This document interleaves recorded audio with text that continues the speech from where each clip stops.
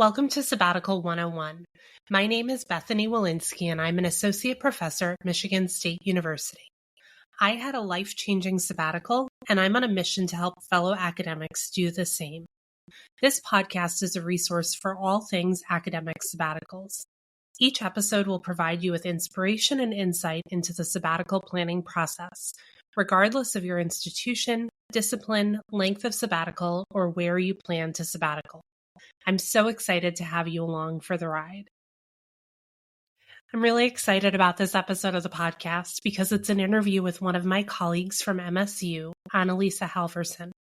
Anne-Lise is a full professor and has had 2 sabbaticals now, one where she relocated her family within the state of Michigan and one where they stayed in Detroit. I think you're really going to enjoy hearing her talk about how she planned these 2 very different sabbaticals and what she got out of them. All right. So hi, Anne-Lise. I'm so excited to talk to you about your sabbaticals. I remember when I started at MSU, yours was one of the first sabbatical reports I actually heard. So before we hear more about your sabbaticals, could you just say a little bit more about yourself, about your role and your research and stuff? Absolutely. And thanks for having me, Bethany. I'm excited to talk with you as well. So I am a professor in the Department of Teacher Education at Michigan State University, and I teach a lot of courses in social studies methods, literacy methods, quantitative methods, foundational courses, and my research focuses on mostly elementary social studies education, curriculum design, curriculum reform, looking at ways to make curriculum more innovative, exciting, justice-oriented, appealing to young children. I've also worked at the secondary level as well, teaching discussion, historical inquiry, but all within the realm of social studies education. Great. And you have 3 kids and a partner, right? Can you just say a little bit more about your family? Sure. I love talking about my family. My husband, Bill, and he is an engineer. He owns his own company, and his work is quite flexible, which will come into play later when we talk about sabbaticals. But he's based in Detroit. And my 3 children, their ages now are 15, 13, and 11, all boys. I'll have 2 high schoolers this year and a middle schooler. Okay. And so you've had 2 year-long sabbaticals now, one that was away but in the same state and one that was at home. So I'd love to hear more about each sabbatical and how you decided what you were doing for that sabbatical. Yeah, great question. And you're right. The 2 sabbaticals have been quite different. The first was in 2015 to 2016, and I had just been promoted to associate professor. So I had received tenure at that point. And my children were quite young then. I had a first grader, a kindergartner, and then a preschooler. And so with that sabbatical, I felt, having gotten tenure, I was curious about exploring different kinds of research that were outside the norms of typically what you would try to get tenure. And so one of those was a teacher grant, a $250,000 grant from the Michigan Department of Education to do professional development with teachers on historical inquiry.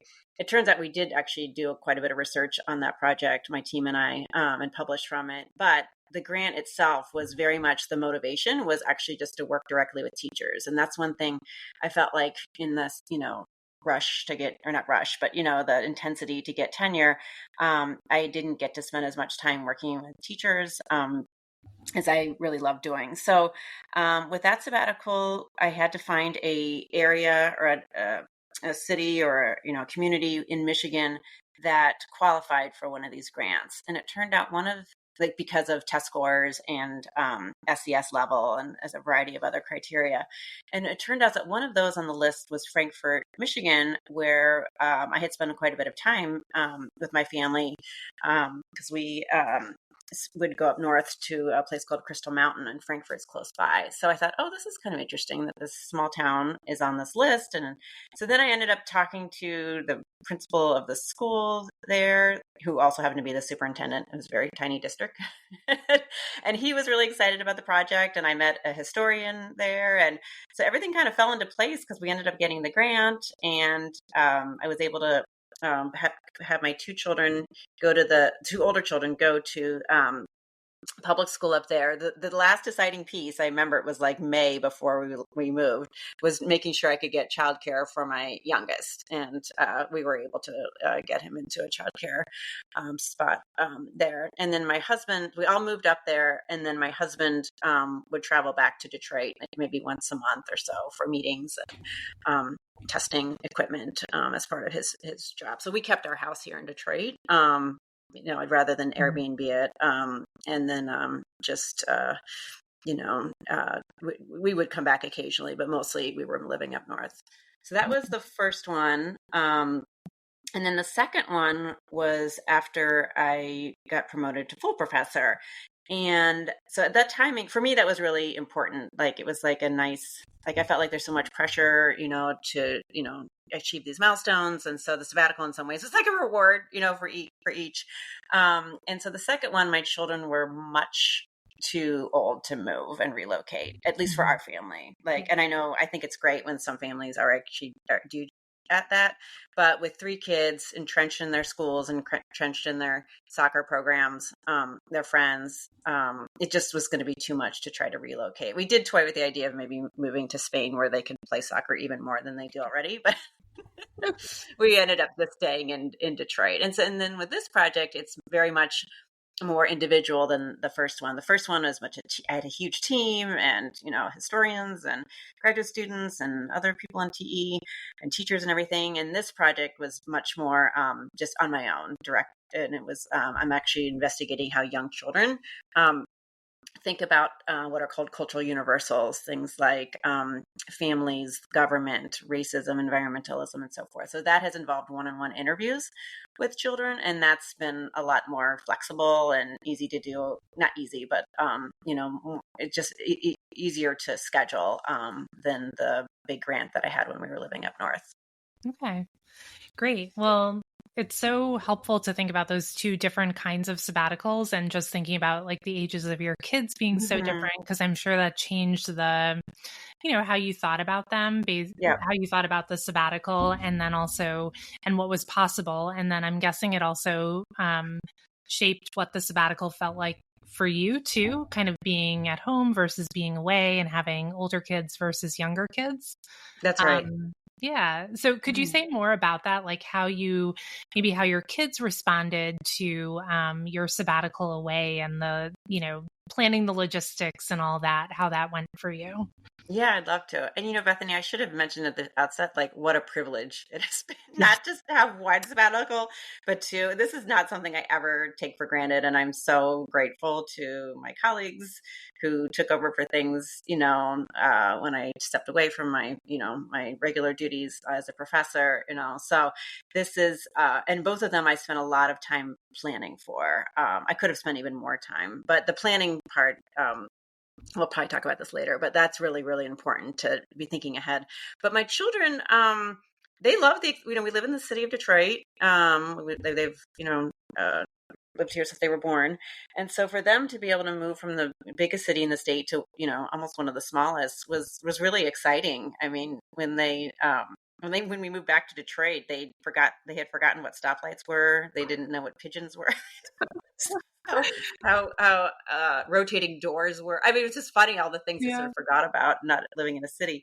And a big thing they had to deal with. My children are white, and where we lived up north was overwhelmingly white, and their schools in Detroit are not. And so that was another big adjustment. Actually, I have to say, is the racial composition. And just navigating all that. But they love the small town life. They could ride their bikes around. They made a lot of friends easily. And when we needed to, we would go to, Traverse City if we needed sort of a bigger city. So I have to say that politically, it was 2015, 2016. So I think the country's really changed quite a bit after the election of Trump. And so we were there before that. And so, the politics were definitely different from Detroit, but it wasn't in an alarming way. Now, I don't think I could have probably moved my kids there now, just because, they're more politically active and everything, things might be, and they'd prefer to be around children with much more diversity. They're more aware of that than they were when they were younger. So, and then for the one here, my second one, my oldest was starting high school, And he goes to Cass Tech right down the street from our home. And it was great being on sabbatical. We would ride bikes to school together. I could actually go and see him play in his high school soccer games and swim meets and baseball games, because now he plays 3 sports. And so just, yeah. And I mean, parent teacher conferences at Cass Tech take about 3 hours because you just Oh, go wow. to the gym and stand online and wait for the teacher. So I'm not sure what I'm going to do next year, how I'm going to fit that into my schedule. But they're just to have more flexibility with that and to support him. I mean, as kids get older, high school kids, they really do need you to be around, Mhm. and to not just take them places, but, to check in on, to see adjustment, because they went to a really small K-8 school called the Bog School, which is like wonderful and small and very nurturing, to a high school that has 2,500 kids. So that Wow. was a big adjustment. Yeah. So that wasn't planned sort of at that sabbatical, like the timing. But I'm going to say it was very fortunate, because I was able to be around more and to be more supportive and to learn the process of even just how high school works. And then the other two, I think, my middle at that time, last year, Toby was an 8th grader and he was applying to high school. So it was good to have more time to support him with that. And Mhm. then Axel, my youngest, I would say, probably it wasn't that much different, than when I was teaching, when I'm not on sabbatical, although I commute. And so being around more, I think, was helpful to him. Sure. Mhm. Great. Yeah, thanks. So you spoke about the work related, the projects that Mhm. you worked on during your sabbaticals. Did you have any personal goals during your sabbaticals, and Mhm. what were those, and how did that work out for you?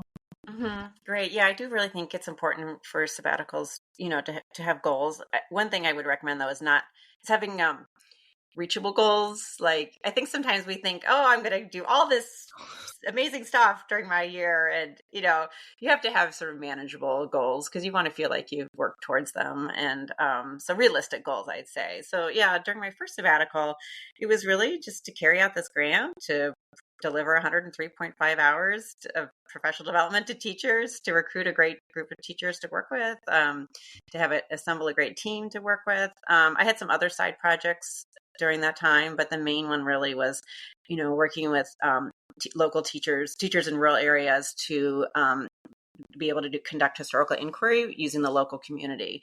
And from that, I was able to get a couple of publications, several presentations, and then just bridge this relationship between teacher education and history, with the historian. So that was really wonderful. And then in this sabbatical, like I said, my project is looking at, young children's understanding of these cultural universals, and to build on the really wonderful research that Jan Allman and Jerry Brophy did in the 90s, but expand it in different ways. And yeah, I mean, I've been able to conduct, 50 interviews with kids. That's over 50 hours of, talking to them, learning from Mhm. them. I mean, I have a really diverse group of children. And then I'm currently conducting data analysis on those. So, I mean, one of the goals was to get a grant out based on this small project. I haven't done that yet, so that might be a little bit delayed. But that's one of those things where it's like, I know I want to do it, I just haven't gotten there quite yet, and I'm Mhm. not going to beat myself up about it, because I want to do a good job on it, and I need more time to do data collection or data analysis. So, Right. um, but yeah, I think the other goals are just to improve my teaching. Like, again, it's a privilege to have a year away from the university and service and everything. But like, one goal is to be a different kind of teacher, to be a better instructor when I come back. So much of this year, for example, was spent like talking with families, spending more time in my kids' schools, and doing things that I think might help me be a better social studies methods instructor. And I think, I think once I start teaching again in the fall, I'll be able to see, some of the benefits of this year away. Mhm. Yeah, for sure. So one thing I'm curious about is, it sounds like when you had your sabbatical, your first sabbatical in Frankfurt, that Hmm. was a big project, and I'm Hmm. guessing your time was very much structured by the project. Hmm. But your second sabbatical, you were Hmm. working by yourself on a project, or it was a little bit maybe had a different flow to it. So I'm Hmm. curious how you went about sort of structuring your days, your daily or weekly rhythms? Because I think something that can be challenging about a sabbatical is when you pull away all of the things we're accountable to, it can feel Mm-hmm. like endless time, but then also hard to figure out like how to be productive, or if I want to go for a run every day, where do I fit that in so I make sure it happens? So could Mm-hmm. you talk a little bit about, if you had a strategy or a way you thought about structuring your time? Gosh, that's a great question, and probably something I need to learn from others.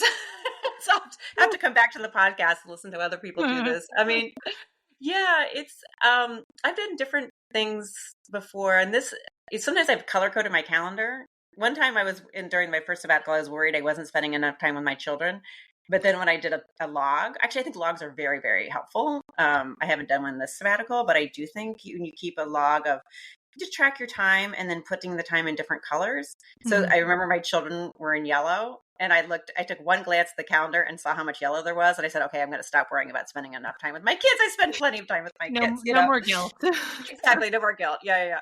But this one, I think what's been nice is I do still have several other projects, ongoing, collaborations. And I have a lot of students I'm still working with. And so every day I definitely still have meetings with students or meeting with another research project. But trying to space those out, I ended up scheduling things a little bit further in advance in my sabbaticals so that I can ensure that there are large blocks of time, especially when I was conducting interviews. I needed hours and hours to do that. But then to have that time to do analysis as well. So I definitely think, just trying to not overschedule yourself, to leave large blocks of uninterrupted time where you can really dig in. Because sabbatical time should really be thinking about investing like good amounts of time playing with ideas and thinking and sort of like going back to your dissertation time, where you Mhm. just had, just that was your focus, and so I think, just being mindful, don't try to schedule yourself back to back all day long in Zoom meetings, trying to find that time. And I do think I'll just say a plug for running and walking.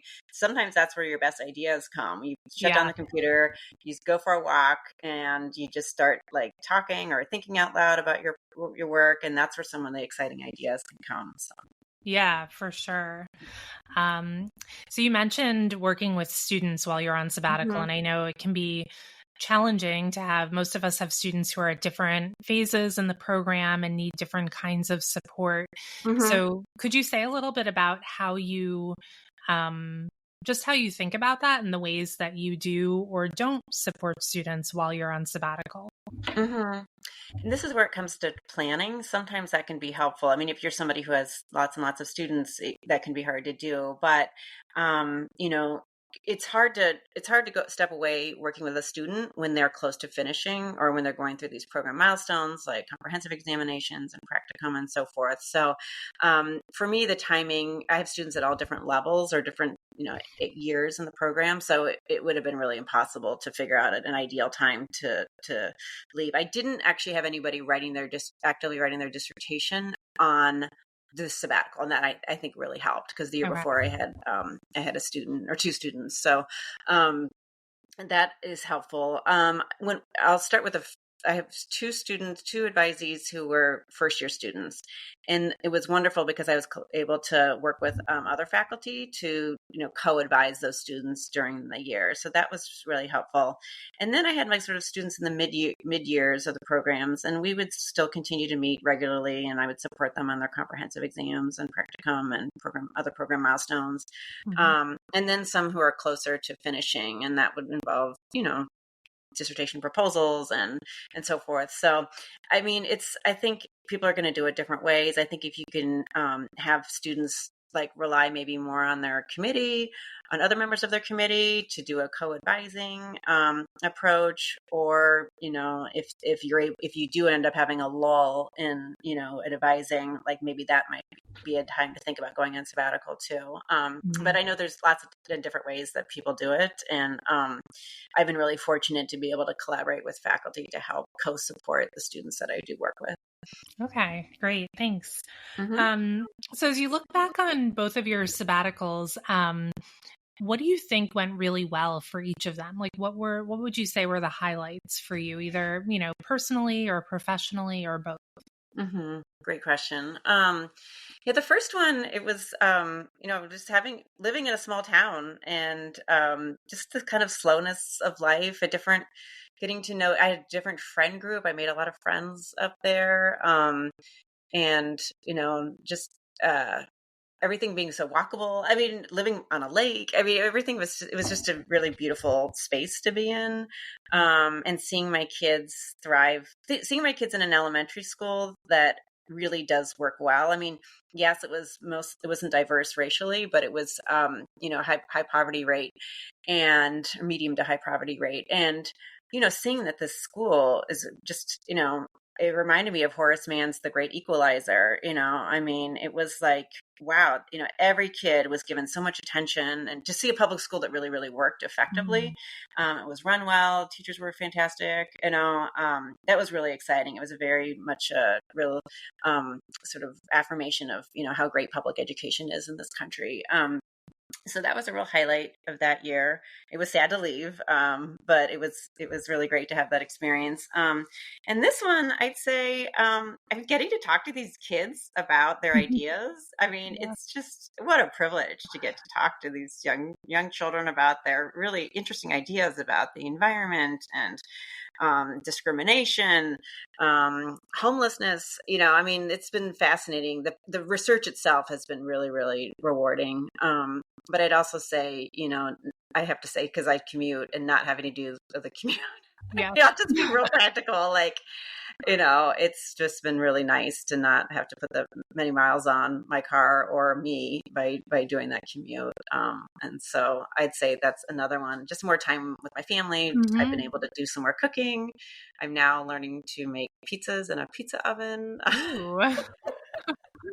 Yes, I'm battling with the crust, but I'm still working on that. And even just little things like gardening, biking, just doing things that I normally would never take time to do. Playing a lot of board games with my kids, just, consciously spending more time on things that I usually am in a rush, and I, don't have that much time to do. So just taking things a little slower has been really, really lovely.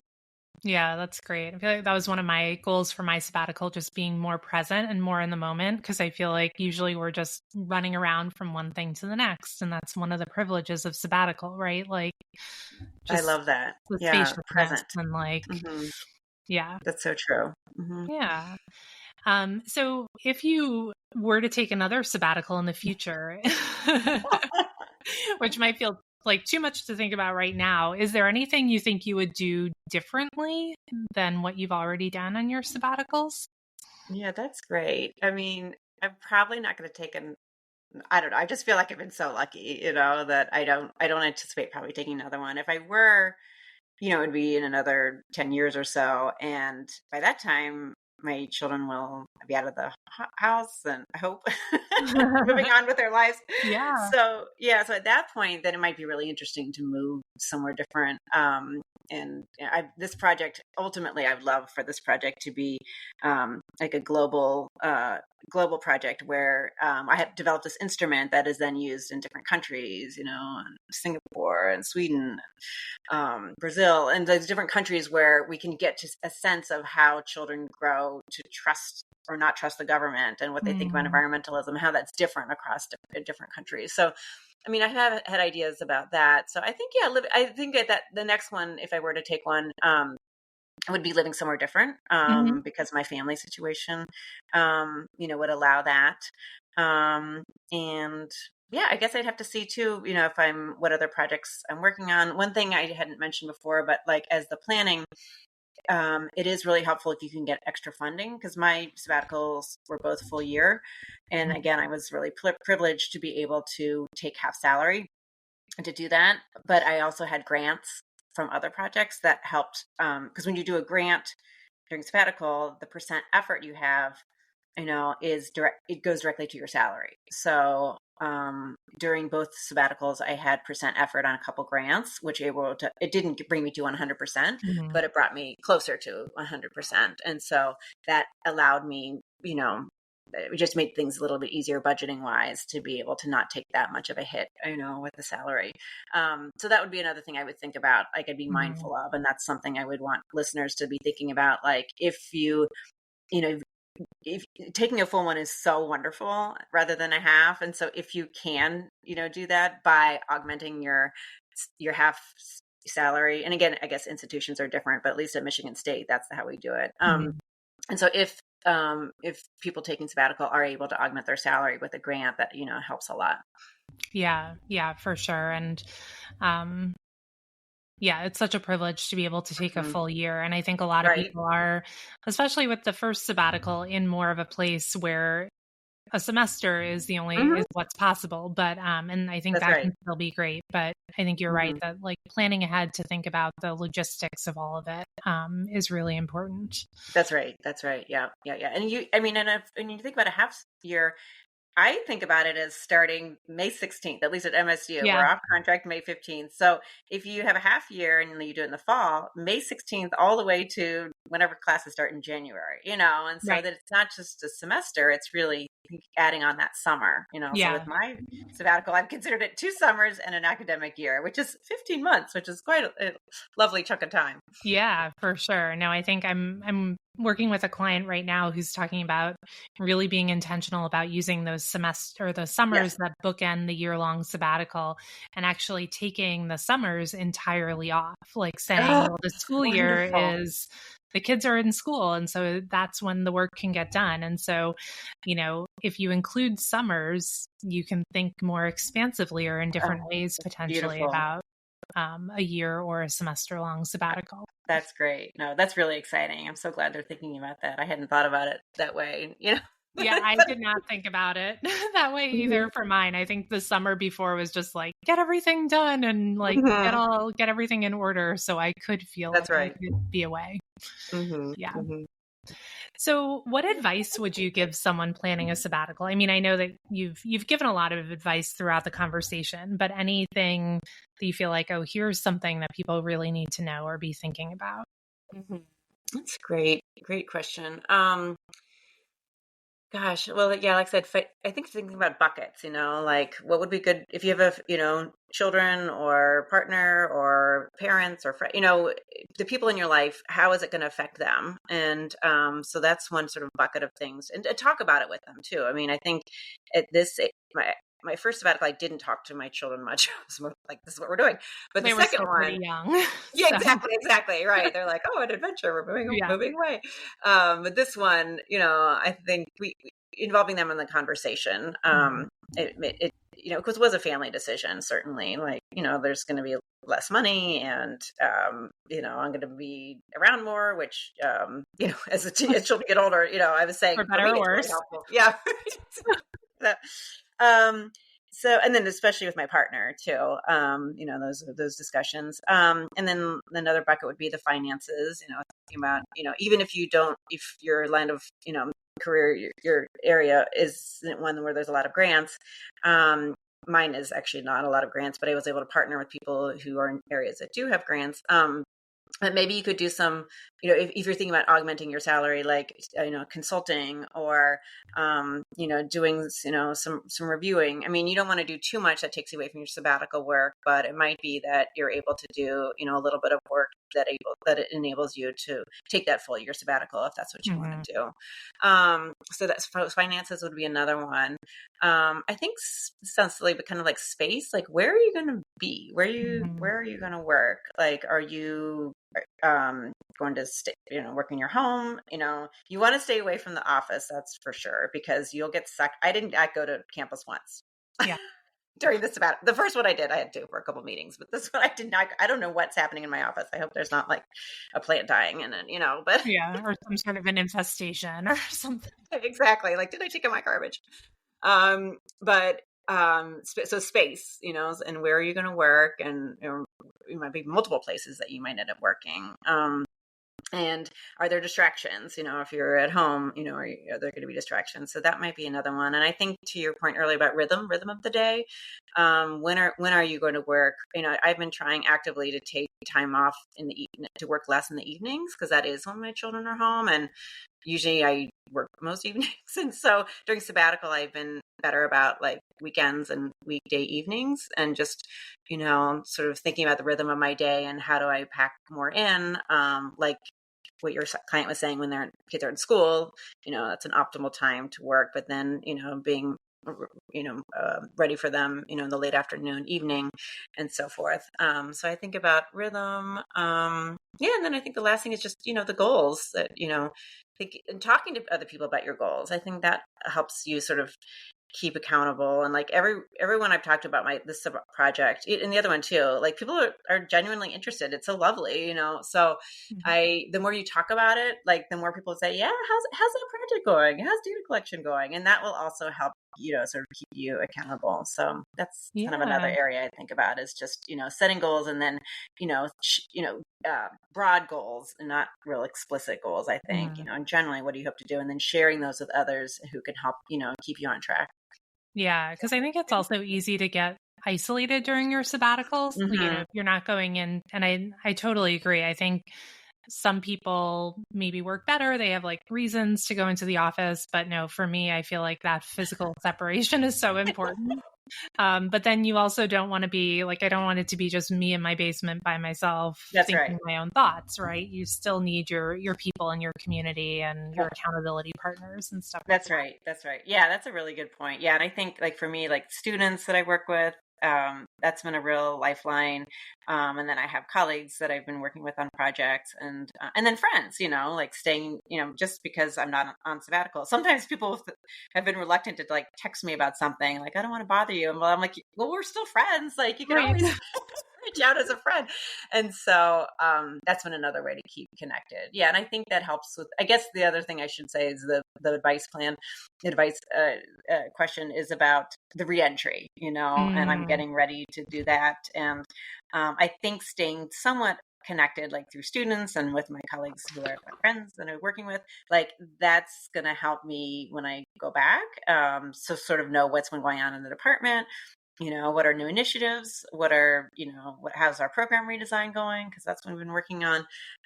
So that doesn't come as a real shock, when I come back. So I think, yeah, another one is just, keeping an arm's length distance, of course, but then not being totally disconnected, so that, when you come back, everything's a shock. Yeah.